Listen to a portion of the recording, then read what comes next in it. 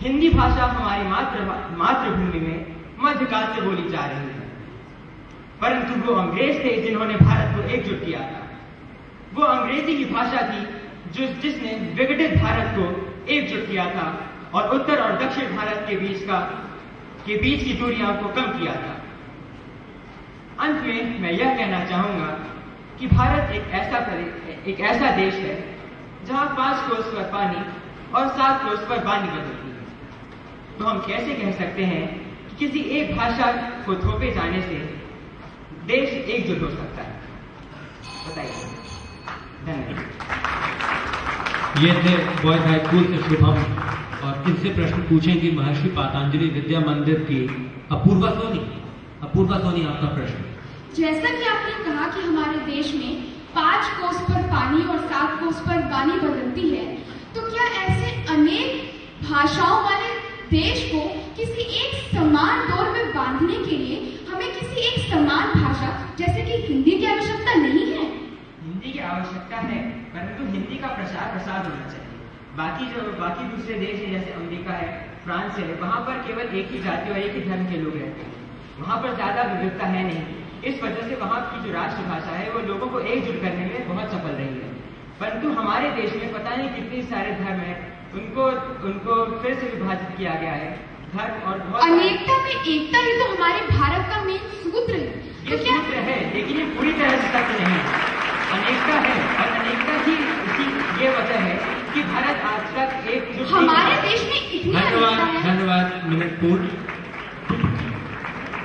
और अब हम इसके बाद आते हैं आज के वाद विवाद प्रतियोगिता में हिस्सा लेने वाली आखिरी टीम, यानी कि गर्ल्स हाई स्कूल।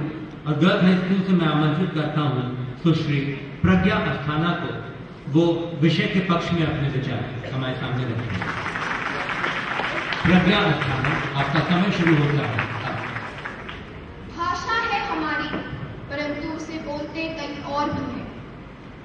मस्तिष्क है हमारा, परंतु उसमें सोचते कई और कुछ और लोग हैं। राष्ट्रभाषा या राजभाषा का अर्थ ही है वह एक सूत्र जो हमारे संपूर्ण भारत देश को एक कर दे। यदि आज हिंदी भाषा हमारी राजभाषा या राष्ट्रभाषा चयनित है, तो हमारा हिंदी भाषा से संगठन कदापि प्रश्न चिन्हित नहीं किया जा सकता। यथार्थ स्वरूप भारत एक बहुसांस्कृतिक एवं बहुभाषी देश है। हम विभिन्न राज्यों से आते हैं, विभिन्न संस्कृतियों से आते हैं, और हमारा भिन्न होना स्वाभाविक है। परंतु जो एक भाषा हमारे संपूर्ण भारत देश को एक करती है, वह है हमारी हिंदी भाषा। आज भले ही प्रत्येक भारतीय नागरिक हिंदी भाषा को लिखने एवं पढ़ने में समर्थ ना हो, परंतु वो हमारा दिया गया परस्पर हिंदी में संबोधन अवश्य समझता है। क्या ये हमारा हिंदी भाषा से एक माला में पिरोए होने का परिचायक नहीं? यदि आज मैं यहाँ इस मंच द्वारा खड़ी होकर आप सबको संबोधित कर रही हूँ, आप सब मुझे सुन रहे हैं, तो वह भी हिंदी भाषा के माध्यम से ही। यदि आज हम यहाँ उपस्थित हैं और आप मेरे संबोधन को समझ रहे हैं, तो हमारा परस्पर कोई भी व्यक्तिगत संबंध नहीं, परंतु मैं अपना संबोधन समझाने एवं आप उसे समझने में समर्थ हैं। क्या ये हमारा हिंदी भाषा से एक सूत्र में गठित होने का परिचायक नहीं?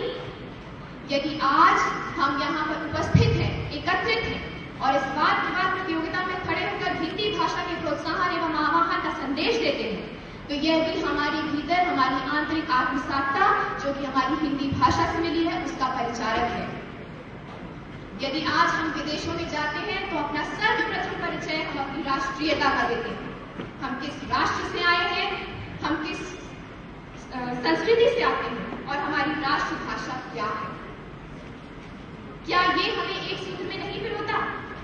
जब हम विभिन्न विदेशों के समक्ष खड़े होते हैं, विदेशियों से संपर्क करते हैं, तो हम अपने स्वराष्ट्रीय लोगों के प्रति एक आंतरिक आसक्ति का आभास करते हैं। क्या ये इस बात का परिचायक नहीं कि हम संपूर्ण देश एक ही हिंदी भाषा के माध्यम से एक सूत्र में पिरोए हुए हैं?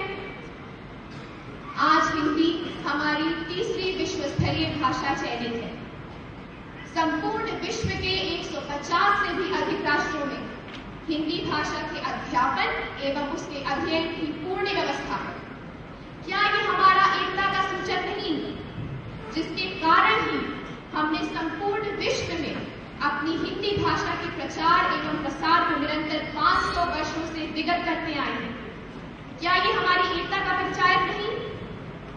और जहां तक बात आती है विवादों की, जहां तक बात आती है आलोचनाओं की, तो हमारा संपूर्ण भारत देश सदा से विवादों एवं आलोचनाओं का शिकार रहा है, जो गंदे राजनीतिज्ञों के षड्यंत्र का एक परिचारक था।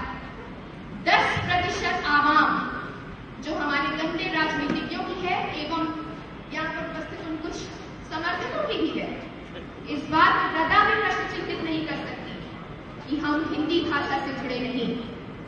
आलोचनाएं तो सदा से होती आई हैं और होती रहेंगी, चाहे वह तस्लीमा नसरीन का उपन्यास हो, मकबूल फिदा हुसैन द्वारा चित्रित की गई आकृतियां, या फिर हमारे स्वराष्ट्र की भाषा हिंदी। मैं इतना ही कहना चाहूंगी। बहुत बहुत धन्यवाद।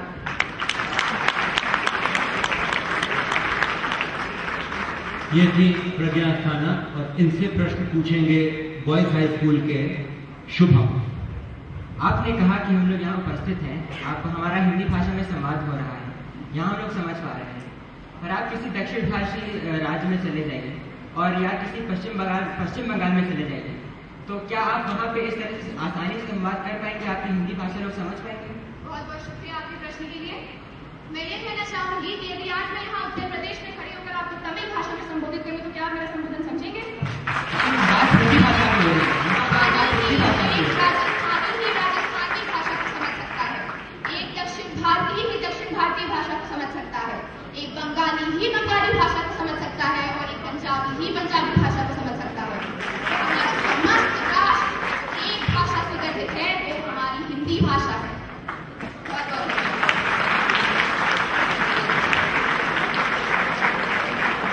ये थी प्रज्ञा थाना और आज के वाद विवाद प्रतियोगिता की अंतिम प्रतिभागी आदरणीय निर्णायकगण तथा यहाँ उपस्थित सभी विद्वानजन।